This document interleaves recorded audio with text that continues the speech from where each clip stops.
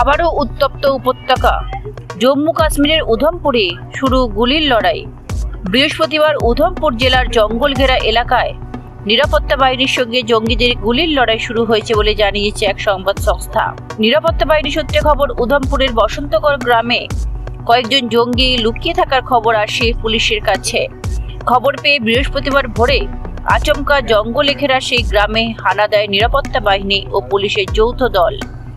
চারদিক থেকে গ্রামটি ঘিরে ফেলে শুরু হয় চিরুনি তল্লাশি। অভিযোগ, তল্লাশি চলাকালীন নিরাপত্তা বাহিনীকে লক্ষ্য করে ঝাঁকে ঝাঁকে গুলি চালাতে শুরু করে জঙ্গিরা।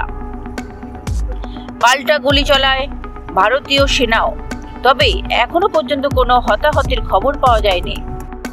হোয়াইট রাইট কোনো নামের একটি এক্স হ্যান্ডেলে বিবৃতি দিয়ে এই সংঘর্ষের খবরটি নিশ্চিত করেছে ভারতীয় সেনা। এই অভিযানের নাম দেওয়া হয়েছে অপারেशन विहले। वहाँ एक कॉन्टैक्ट एस्टैब्लिश हुआ आतंकवादियों के साथ और ये अभी सर्च अभियान चल ही रहा है। अभी वहाँ काफी मौसम खराब है, फॉग हटने के बाद पूरा माजरा जो है क्लियर हो पाएगा।